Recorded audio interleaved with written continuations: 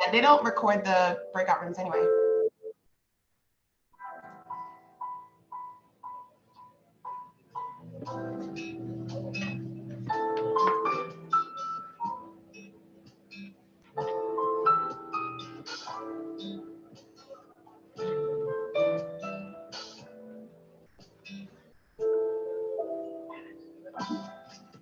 Hello, hello, everybody. Good morning. Good morning. Oh, let me start sharing the PowerPoint. Good morning, everyone. Almost lunch.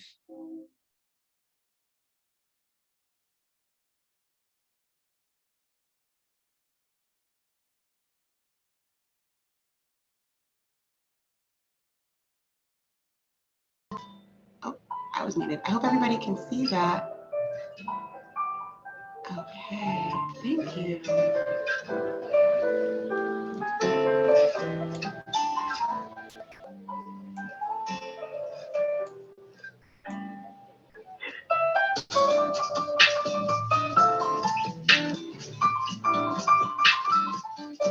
We're gonna get started in a few moments, just waiting for folks to hop in, get settled in. So this is a chance for you to grab some water, or if you needed to do that last thing before we get started, feel free.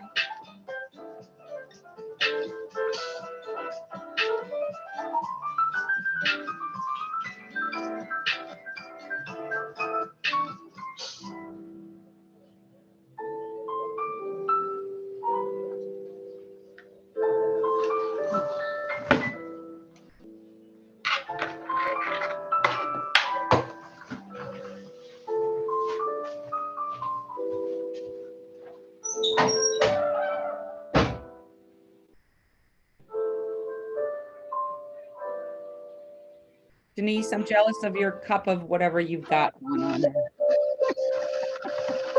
Coffee, tea, I don't know, whatever it is. I have cinnamon, what is it, the Bengal tea. It's very cinnamony, and I leave the tea bag in there to the end, and boy, it really concentrates the cinnamon flavor. So That's awesome. and this was a mug given to me by my past physical therapist, who also did pottery. Nice. In fact, also, if you want to, you can go ahead and get started with introducing yourself in the chat. Feel free to leave your name, pronouns, and any organizational affiliations you have.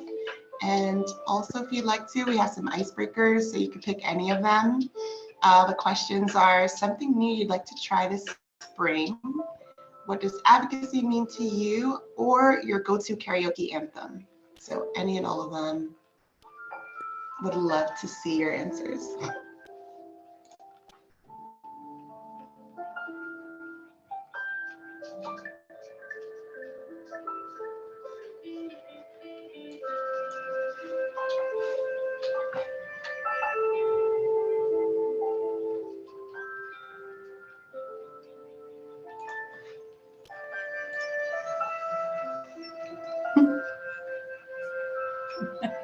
I don't like karaoke, but when that song comes up, I feel moved.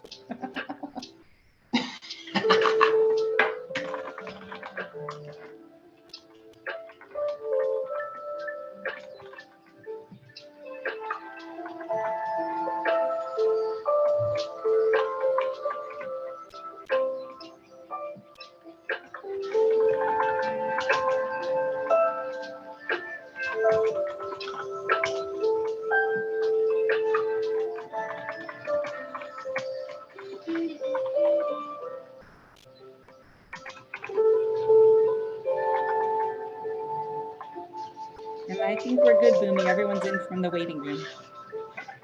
Everyone's in? Okay. Yay. Perfect timing.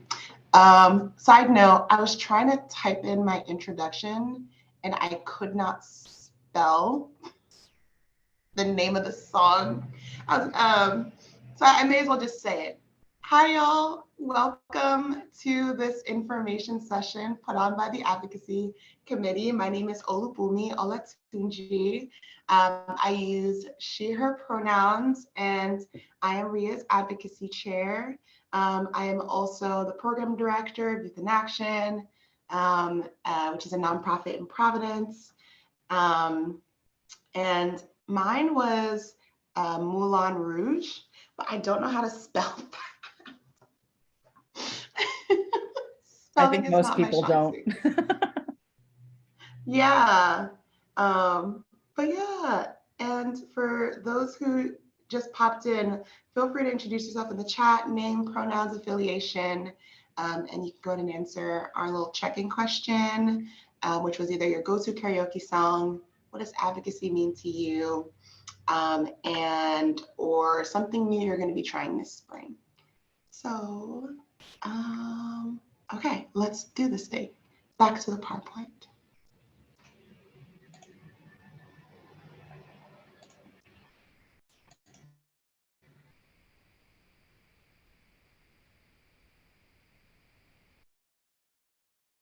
Oh, you're on mute, Boomy. Yeah, I don't know why, but now with the new Zoom update, every time I share my screen, it automatically mutes me. Why does it do that? Why do they think this would be a good idea? No Anyway. idea. Yes, so let's get into the reason why you are all here, which is to receive information on some opportunities for advocacy, which are two bills that have been introduced into the Senate. And pretty much the goals of this is to support workforce development and education. And hopefully support the programs and organizations that work with our youth or with the skills and knowledge that they need to be competitive in the green and blue economies. So there are a couple different bills and opportunities to advocate for. There's two bills, but because they've been proposed in both the Senate and the House, because of our legislative process, each bill goes by two different names depending on who you're talking to, who the representative you're talking to. And so the first one is the Senate Bill 551 or House Bill 6105. Again, they're both the same exact thing. They're just introduced in different spaces and have different sponsors in our legislative process. And that first one is specifically trying to support workforce development. It's going to provide about $500,000 in funding for organizations who support jobs and skill trainings for people as young as 16 years old. And it can look like many different ways. Some of the examples that we're providing today are apprenticeships, or any sort of career technical education that you may be providing. So yeah, the next opportunity is the Senate Bill 558 and House Bill 6106. Try saying that fast, it's really hard. Just gonna put that out there. And that one supports education, specifically K through 12 education in both in-school and out-of-school times. So it could be after-school programs or weekender programs or off-site programs. And this is to support education for climate change and also ocean protection. So together, that is an opportunity for a whopping $1 million in grants for organizations. And with that, I did my little orientation thing. So now I'm going to pass it off to Janine to provide more context because she's really been working with a lot of the co-sponsors and getting more information on that. Thank you so much, Boomy. Yeah, as Boomy said, it's basically setting up two grant programs. They would live in the Department of Labor and Training, who helped us write the bill. So they're on board. Sometimes agencies are written to bills and aren't for them. The eligible entities for the grants would be organizations such as those you work at, also schools, public schools, higher education institution, youth development programs, and the like. 40% of the funding has to be spent in environmental justice communities. We know that low-income communities of color are much more likely to be affected negatively by, excuse me while I turn my light back on, negatively affected by the impacts of climate change, sea level rise, and so on. So these bills are really grounded in equity, whether it's the workforce development bill or the youth education bill. And the timing is perfect because there's federal funding and federal policies that are right in line with these bills. So I think it was just last week. I don't know, it feels like a little bit longer ago, but this month, the Biden-Harris administration released their Ocean Climate Action Plan. And throughout the whole thing, there are agencies that are going to be directed to do community education, workforce development, skills training, and this will drive policy over the next couple of years and will also drive funding. We already have the IRA, the Inflation Reduction Act, and the Bipartisan Infrastructure Act or bill that's directing some of that funding, and a lot of it can be used for workforce development. So we think that the timing is right for this. And before we take questions, I just wanted to see if Ayana Melwan, who's also a RIEEA board member and on this call, if you had anything to share, Ayana, because Ayana works very much in the legislative space, and had a lot to do with these bills. Sure. So in the bills, there's some definitions, and we took those definitions in the bill itself off of a federal bill that was already passed. And the federal bill was passed and worked on by even our delegation. So Senator Whitehouse and Senator Reed and David Cicilline and Representative Cicilline and Representative Langevin at the time.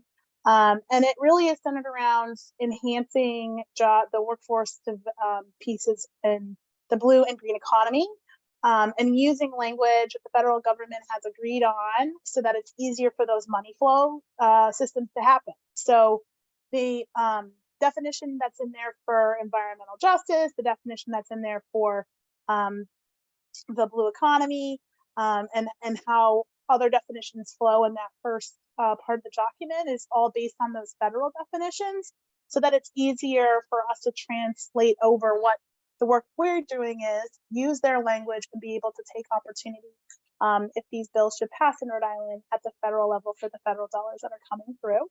And if you have any questions about that, I'm happy to answer, because I'm tracking on that for Mystic Aquarium, but also for the Aquarium Conservation Partnerships, which is 27 aquariums and 1 zoo in Fresno strong. And we track on policies, ocean policy, and we're really excited about the Ocean Climate Action Plan and commitment, and we're working directly with the White House on these issues, and they're really excited that these types of bills are passing at the state level.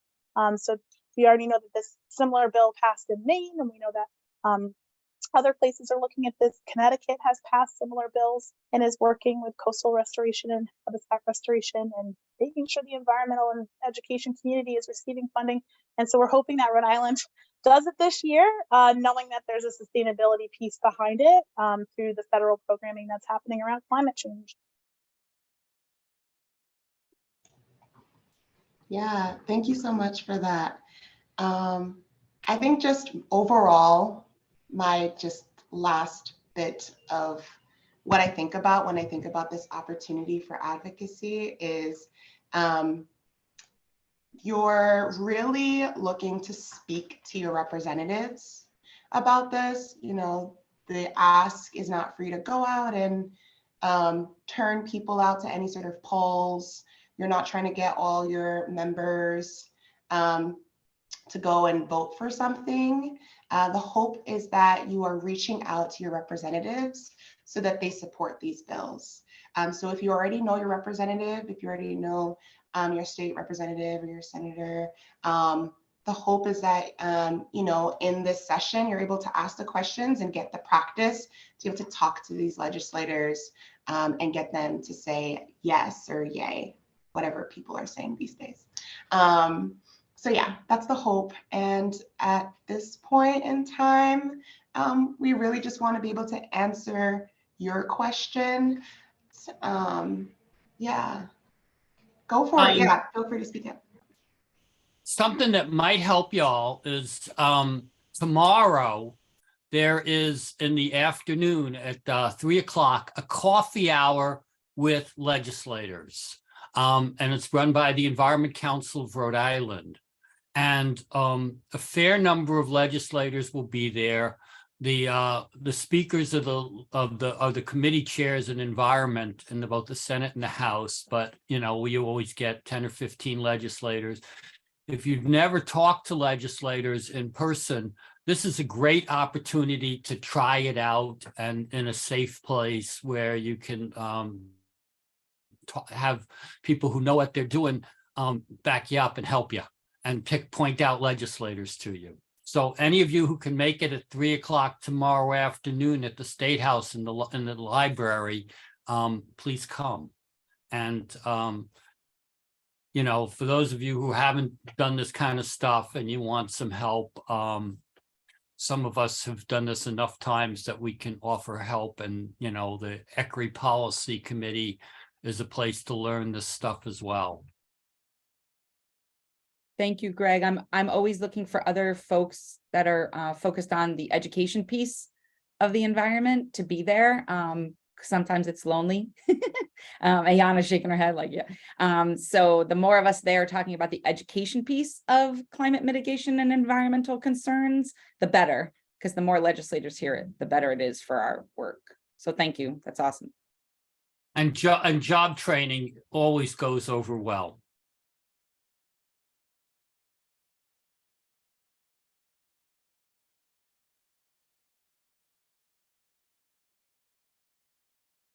Anybody have any Erica, questions? how is Climate Jobs doing on this? Have you guys talked to a lot of people about these bills?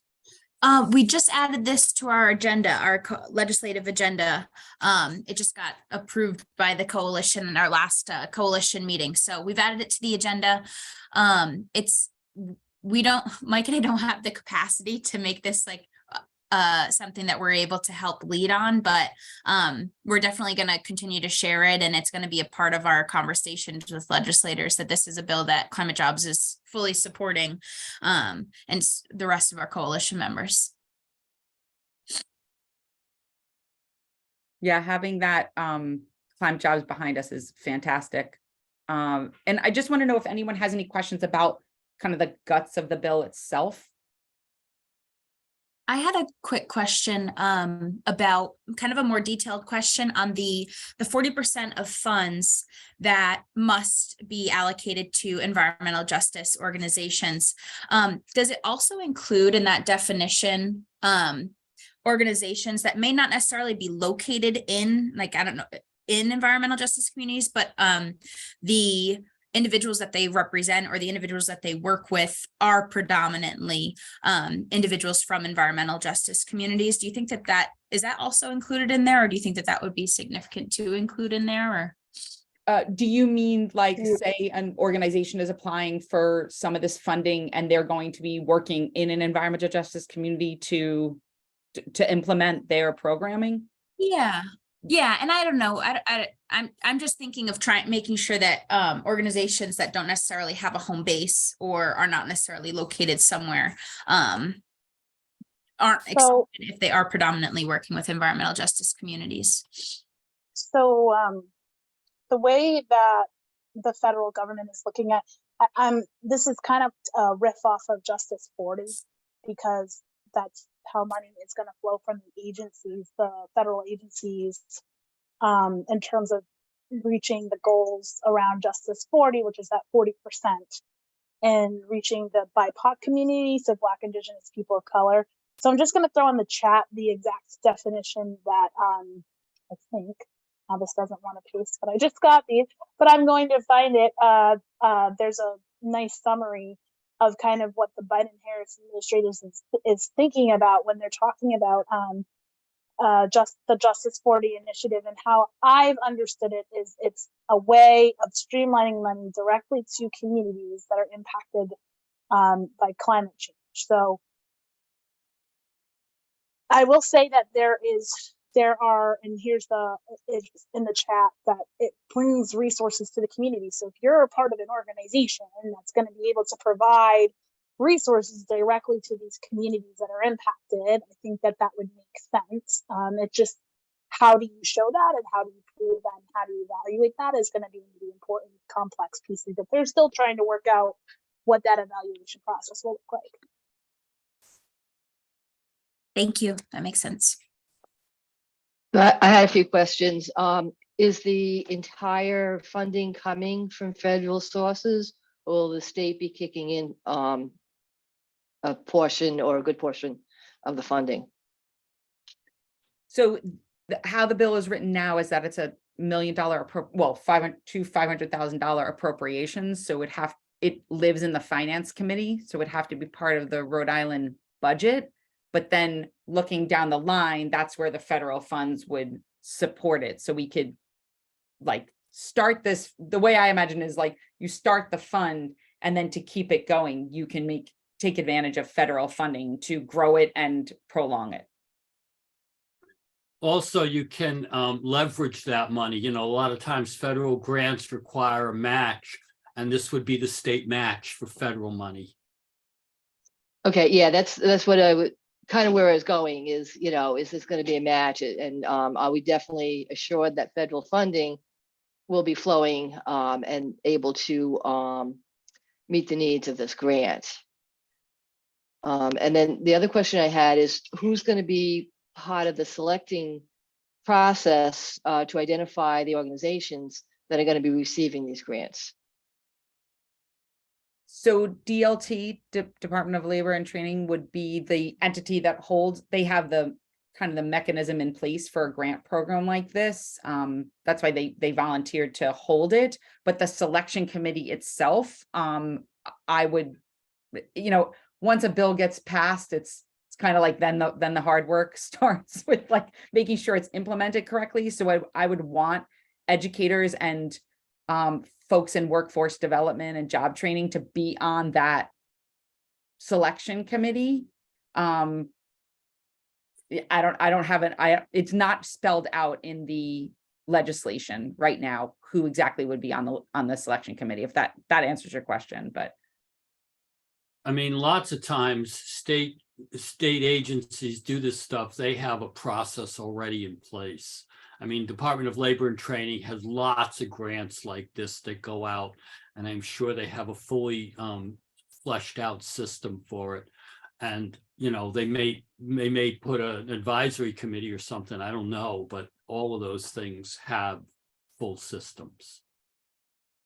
And Melissa, looks like you have a question. Yeah, once the funding comes through, how do schools access it? Do they have to fill out a form, or is it something that ends up being an after-school program, or is this they can pay for visitors to visit the school? Right now, I'm hearing from a lot of teachers that they don't even have time to teach science anymore.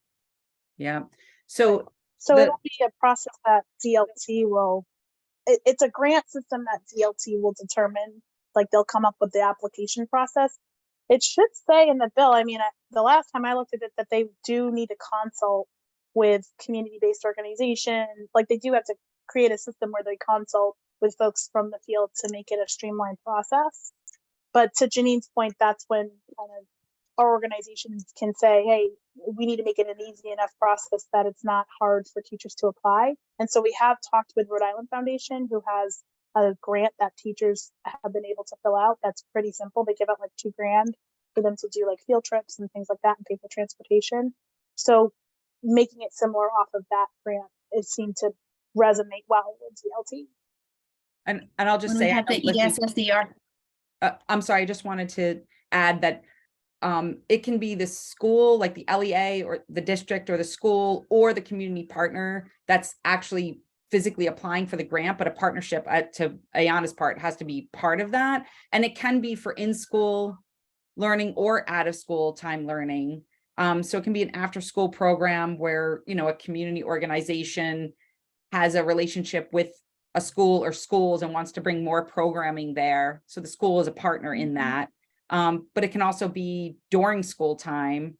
And it can be something that's not necessarily affiliated with a school, right? At a community organization where people are coming from all different schools. And we really didn't want to, the sponsors were really intentional about not using the word student, because it doesn't necessarily have to be housed at a public school or a college. It can be, and we wanted to make that available for schools to do field trips and such, but it doesn't have to be. And I'm sorry, I cut you off. I think you were going to ask about ESSER. Yeah, because when that came out, I was telling schools about it and they just were too confused to apply. Yeah, that whole process of applying for ESSER funds was quite laborious and long. And I think because it was new, that the time that they had to apply for, let's say, professional development for environmental education, it's like they hadn't even thought through what that might look like for their teachers. So they, as I don't blame schools, they rely on what they've done in the past and what has worked, and then they applied for funding to support that. So what's ESSER, just so that we're all on the same page? oh yes, acronyms are the enemy. The elementary and no, every I student. have it in front of me. Elementary and Secondary School Emergency Relief Fund. Thank you. Okay, thank you. There I'm are- usually pretty good with acronyms, but Yeah, because there's ESSA, which is like how my father would say ESSA is ESSER. And how he would say ESSER is ESSA because he has a Bronx accent. So ESSA is the Elementary and Secondary Schools Act, which is like, the federal legislation behind education. Sorry, off on a tangent. Any other questions about the bill? Sure. What's the time frame to speak to legislators? So I would say speak to them ASAP. It's a confusing session this year because it seems like bills are going in really, really late, like way past the February deadline. And so it's just kind of backing up the process of hearings, which is maybe a good thing because it gives you time to reach out to your legislators. And just to reiterate what Bhumi was saying earlier, bring them to your programs or just educate them on your programs. They really need information about what you offer to help support bills like this, to tell like a story from, hey, Dr. Denise, this is what she offers, and this money would help programs like that, is really what they need to hear in this moment as they talk as peers. Right now, the House Finance Committee is going through each department and looking through every single budget line and making sure that its money is being allocated correctly from the governor's side of things. So after they go through each state department, they'll start hearing the bills. And like Janine said, both of these are in the Senate Finance and then the House Finance. The Senate Finance is a little behind, but they're going to be doing the same exact process of going through first the state agencies and state departments, and then they'll start to do their hearings. Yeah, it's kind of to go through finance is hard to go through that committee because you're asking for money, but at the same time, it's kind of giving us a little bit more breathing room to coordinate. So Bhumi actually we're going to talk a little bit about what you can do right now. And some of you have seen this before, but if nobody has any other questions, Bhumi, do you want to transition to this? Oh, go ahead. I'll just chime in with one quick thing. Legislative hearings, they publish a schedule every week. So keep your eye on that because, that will tell you if you're going to have a hearing this week because you're going to want to go to the hearing and testify publicly as well as talking to legislators now. Yeah, there are lots of opportunities, and I'm hearing a lot of different examples of one. And so y'all kind of read our minds. But yeah, so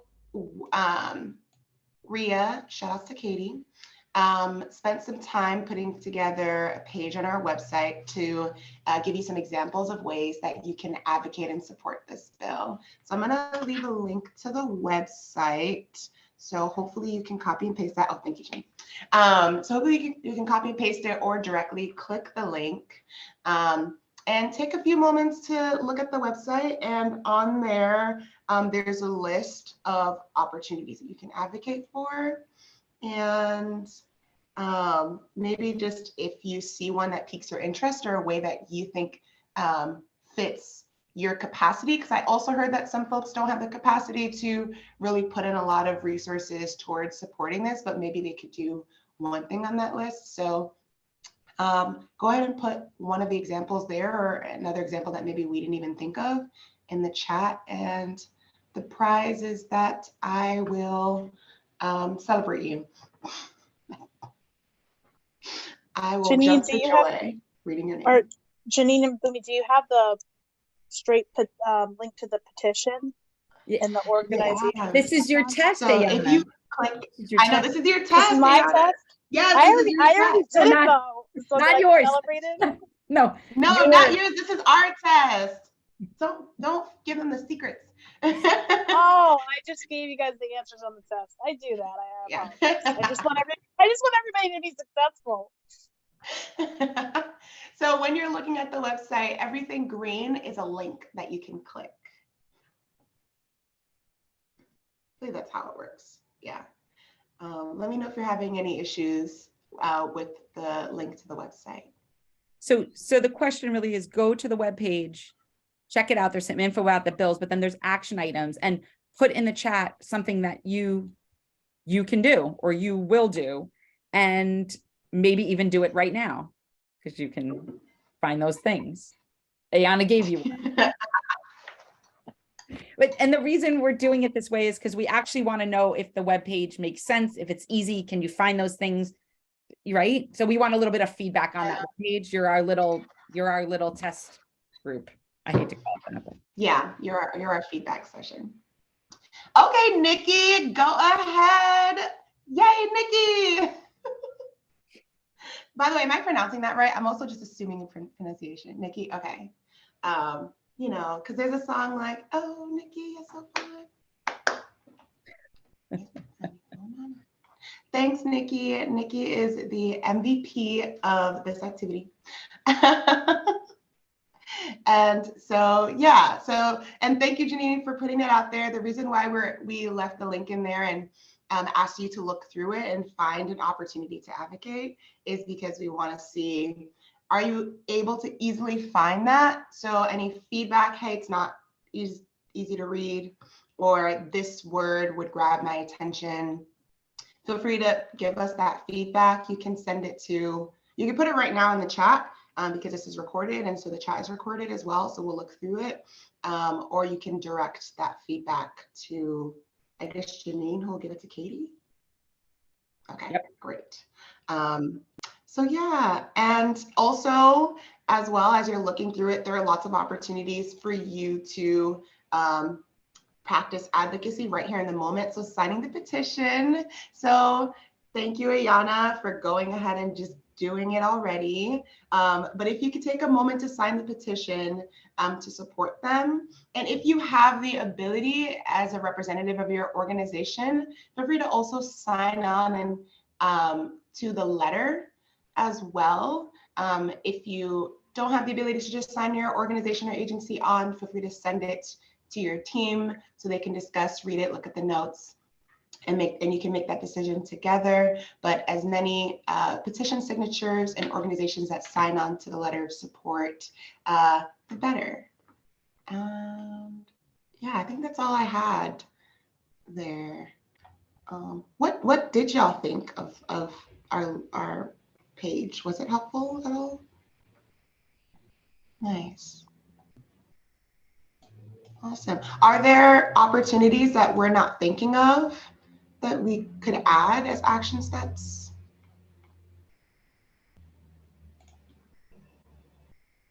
I will, before you say this one, I will be adding, or Katie, excuse me, will be adding when the hearings are scheduled and how you, if you want to come and testify, if you don't want to, or if you can't come in person to testify at the State House, you can submit written testimony, or even if you do come testify in person, you can submit written testimony, and we'll put that out on the Google group and everywhere that we can on how to do that. Yeah, and even if you yourself can't attend the hearing, like I mentioned, the goal here is really to get legislators to advocate as well. Something that Ayanna told me is that legislators trust other legislators. And so if you can get your representative to show up to the hearing to speak on behalf of the bills in both areas too, that's also a win for this as well. And there's a question from Jen. Hi, Jen. Hi, everyone. Thanks for putting this together. I was trying not to like just blurt out like I normally do, because you know me and all my questions and thoughts and such, but there was a lull, so here I go. So I'm not going to go off on my rant about how inaccessible I think the system is, and all these bills drop, and it's like, who can get to the State House to do all this stuff when people have jobs and families and lives and all of this? So it's very hard, and I know that's not the point of this call, but I think the webpage is great. I always wonder, and I wonder if anybody else wonders, maybe I'm the only one. It's like, if you can only do so much, what is the most effective for your time? Like, I cannot go to the State House. That's why people hire lobbyists, I guess. I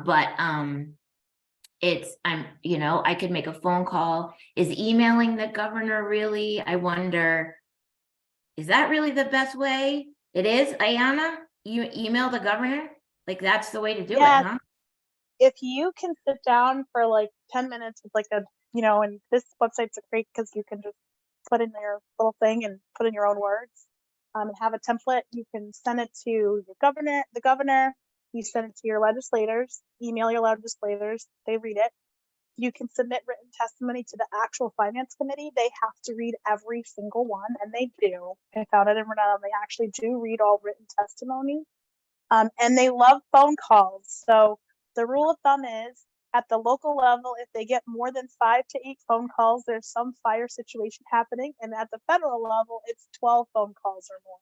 So phone calls go a long way. If their office's phones are starting to ring, the staff are like, something happened. Let's turn on the news. What's going on? So that's just the general rule that I've noticed has worked over the years.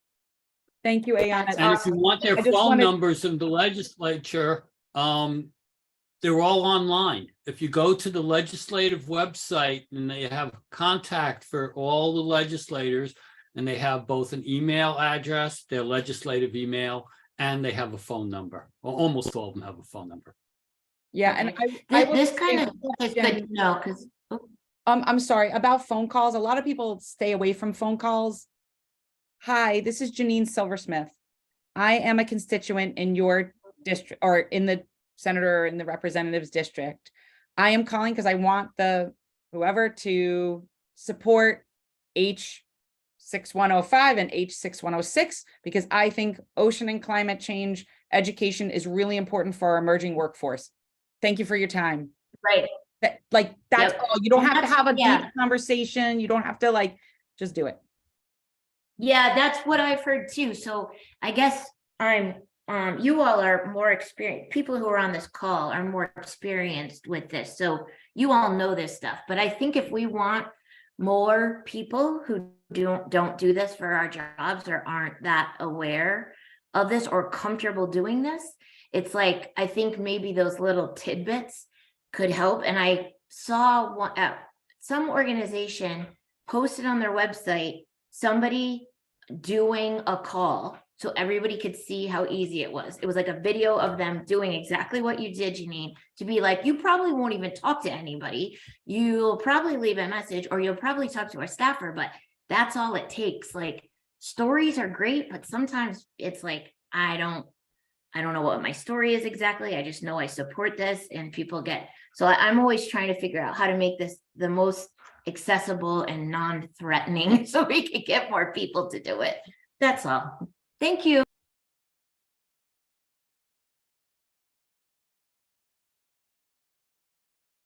Barbara.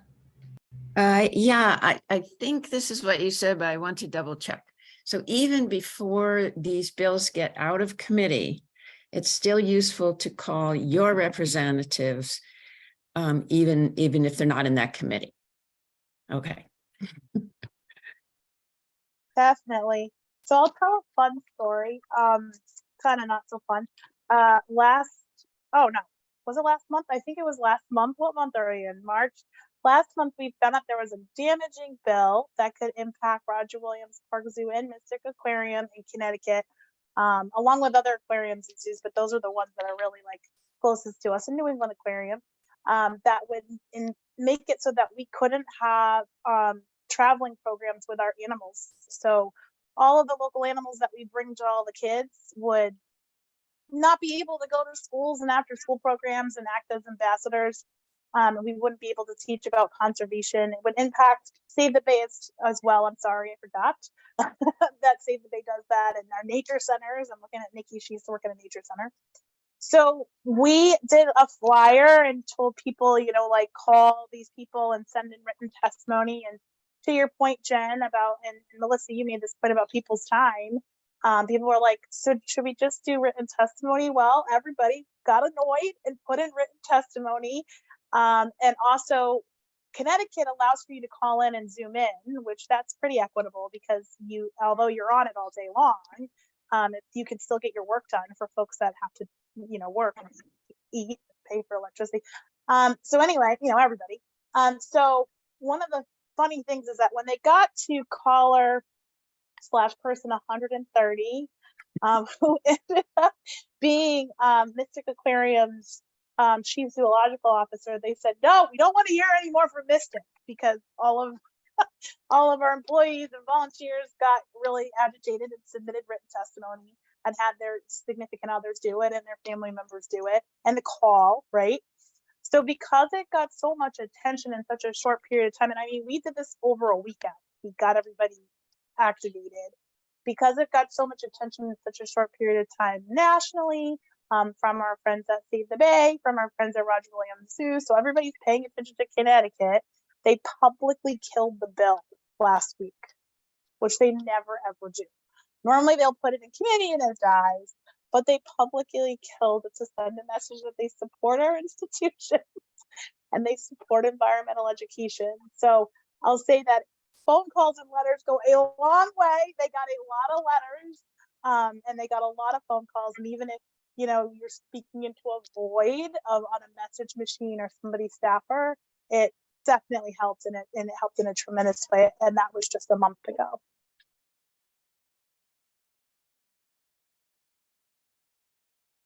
That's awesome, Aya. Thank you.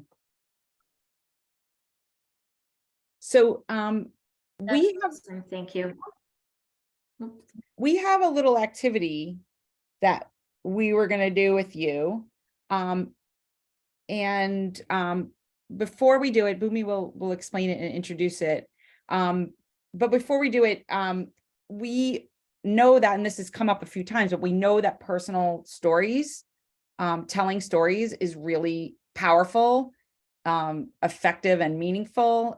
It helps you might say, connect with your audience, as was our title of our summit this year for any and all of you who were there. Wanda Hopkins and Thon Harris did a great job of explaining like storytelling and why it helps you connect with people. And this really does happen with legislators as well.